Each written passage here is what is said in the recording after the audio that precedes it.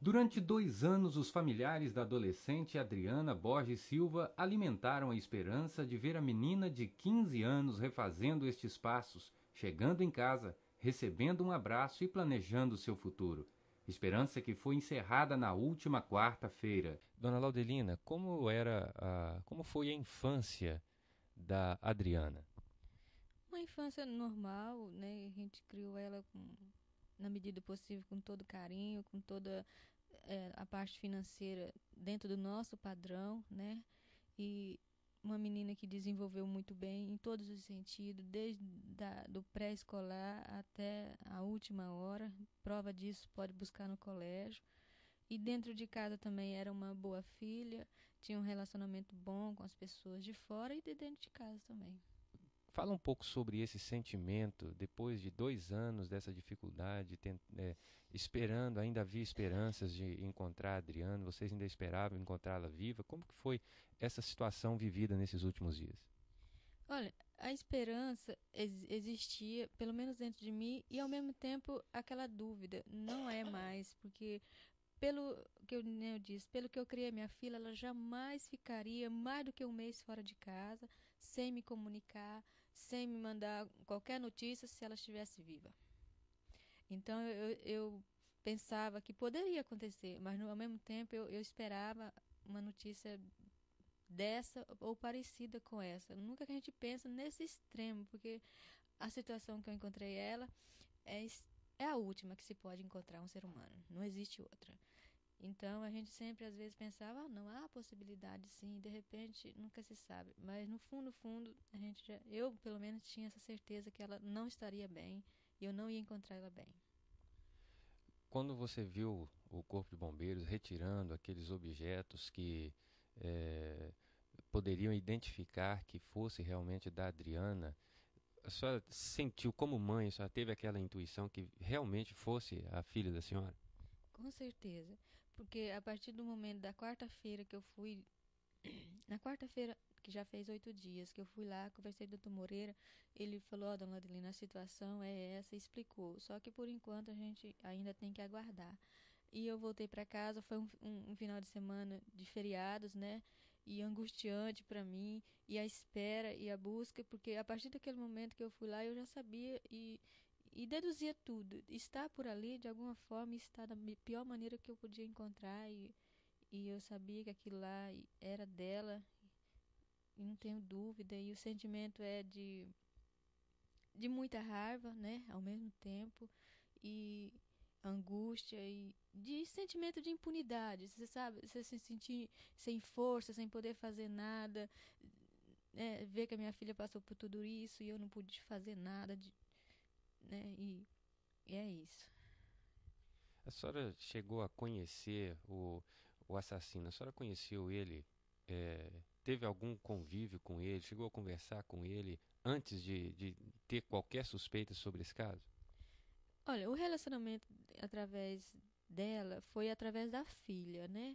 Porque ele vinha lá do sítio, trazia a filha dele até a minha casa e ali elas tomavam banho, né, para se arrumar, para vir para colégio. E foi assim aquele relacionamento que ela já tinha anteriormente, quando a gente morava aqui, e depois a gente mudou para o aeroporto, ficou essa rotina. Ela vinha, ficava na minha casa, se arrumava, almoçava e ia para a escola. E ele vinha buscar elas, né? Porque era tarde, a tardezinha, né? Ele vinha buscar ela, encontrava elas pelo meio do caminho. E ali era costume dele levar elas para a lanchonete, né? Mas eu achava que até então a gente não pensava que podia de ter algo de mal por trás de um lanche que ele estava oferecendo para elas, que oferecia para as duas, para a filha dele e para minha filha. Passava, lanchava e ele pegava a filha dele e ia embora e a minha filha ia para minha casa. Isso era rotineiro, foi essa convivência que teve, né? Final de ano anterior, antes de acontecer o assassinato, ela passou a filha dele passou lá em casa um bom período, eu creio que uns 15 dias, né? Aí depois falou, mãe, a Rayana passou aqui esses 15 dias, quer que eu vou lá passar uma semana. Aí eu falei, tá bom, mas vamos fazer o seguinte, eu vou levar você lá. Aí eu coloquei ela na moto, levei até lá, fiquei lá mais ou menos uma hora, conversei com a mulher, olhei ali o ambiente, né? E falei assim, eu acho que não tem nada de mal, que era um marido, uma mulher e uma filha. né? Ainda perguntei assim, Adriana, lá não tem rapazes, né? Que eu falei, como é que vocês vão ficar lá? Tem rapaz? Não, mãe, não tem não. Só tem a menina. Eu fui lá, confirmei, deixei ela lá, ela passou uma semana. Aí veio final de ano, ela chegou em casa e falou assim, mãe, eles não têm sofá. Aí, como eu trabalhava, eu tinha um ponto de costura ali e tinha muitas almofadas. Eu coloquei umas 5 almofadas, fui lá, presenteei eles com essas almofadas, né? E, e foi esse o relacionamento entre a família dele e a menina, né? Só que conversar mesmo com o homem, assim, conversar, a gente falava bom dia, boa tarde, tá, assim, mas era muito pouco, né? Durante esse tempo, a Adriana nunca esboçou nenhuma reação diferente dentro de casa, continuou sendo ela provavelmente ela nunca nem também desconfiou disso, né? Eu creio que ele sempre tratou ela como uma demonstração de por interesse de pai ou de amigo. Em nenhum momento, até ele praticar esse ato, eu creio que ele jamais expressou algum sentimento assim de sedução ou de qualquer outra coisa de agressão com ela, porque se não for, se ela tivesse tido isso, eu creio que ela não iria, entendeu? Vamos falar com a dona Sebastiana Rocha, ela que é avó da Adriana. Dona Sebastiana, como que era a Adriana como neta e agora esse sentimento de viver esse drama nos últimos dias, como é que está sendo isso para vocês? Adriana, como neta, era uma boa neta, dedicada, uma menina inteligente e muito interessada, uma menina que queria crescer na vida, porque eu, na época, eu era vendedora, sabe?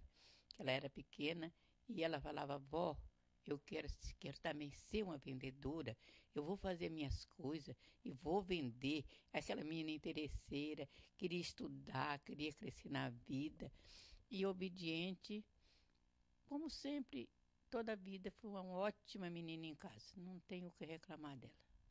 Dona Sebastiana, olhando para essas fotos aí, fica a saudade e conviver com isso agora tá sendo difícil, né? Muito difícil, muito difícil. Não tem nem como a gente explicar.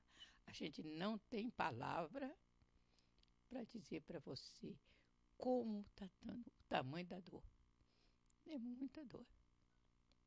Muito mesmo.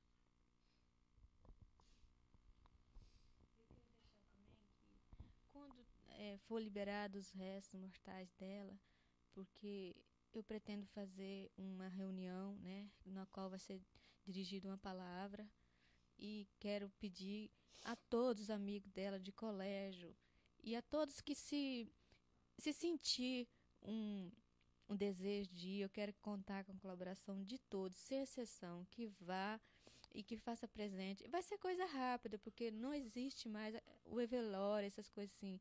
Mas quero reunir lá e convidar alguém para falar um pouco da palavra de Deus ali nesse momento e seguir até o cemitério para a gente colocar. Não sei quando que isso vai ser. Pode ser daqui um mês ou não, né? A gente tem que depender agora da liberação disso. Mas quero convocar todos que façam presente e que mostrem para as autoridades que façam justiça, que nós precisamos de que nossos filhos, quem tem suas filhas, né, os pais e as mães, que nossos filhos precisam um pouco mais de proteção. Nossa também e também das autoridades, né?